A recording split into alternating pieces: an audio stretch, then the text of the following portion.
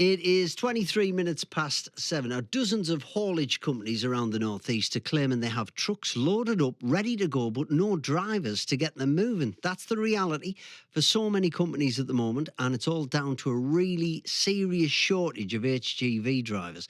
And some haulage companies say their efforts to train up new drivers are being hampered by delays in getting their paperwork sorted and getting them tested. Let's speak now to Caroline Moody from Moody Storage and Logistics in Cramlington, Northumberland, who's actually written to the Transport Secretary Grant Shapps on this issue. I don't know if you've heard back yet. So, Caroline, just tell us a bit about what you do as a company, where you're shifting goods to. Oh, hi, good morning, Joey. Yes, we're a transport company, been around since 1947. I'm third generation now from my grandfather. We actually move anything on a pallet anywhere in the UK. So it could be one pallet or, 20, a load of 26 pallets. That's what we do.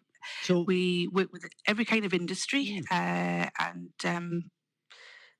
so you know everything what you're which doing. people touch. You've done this for a long time. And how come there's a shortage? Is it the pay? Is it being away from home a lot? Is it the unsettled lifestyle? What's going on? I think it's a mix of a lot of things. The industry has really been underfunded for years and had a total lack of appreciation and understanding from a lot of people of what a key industry we are. Mm. Everything you touch, you use, you eat every day is transported not once but often twice by logistics. The one industry that can really close a country down if the sector isn't looked after.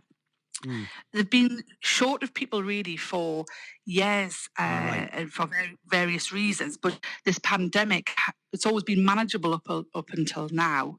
But the pandemic, I think, for the last year, what's really caused is the lack of sort of new blood coming into the industry for the last years. Everyone knows Yeah. tests and things have all stopped for the last year. So we've lost a year of new blood coming in. And right now, what's we've put in place, we're brought on to apprentices, and for which we had over 100 applications. So Oh.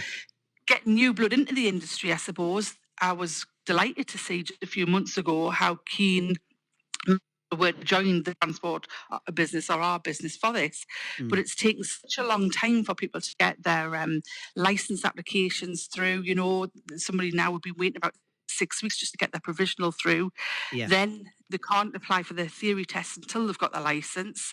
And then they can't apply for the practical tests until they've done the theory test. So the theory test at the moment, we've got somebody booked to go to Scarborough. They're having to travel to go All and right. get that. So Right. all So of it's this just takes time. all takes time. You've written to Grant Shapps. What do you want to Yeah. hear back?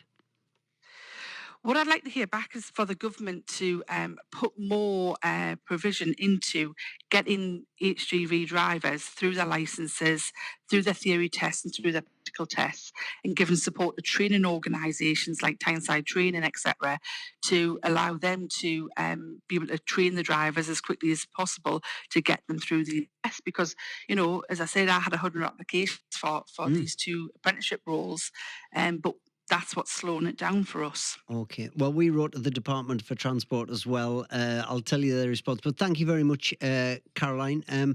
We have met, this is the response we got from them, we have met with industry figures to discuss shortages and possible solutions, but the industry needs to look at issues around pay and working conditions.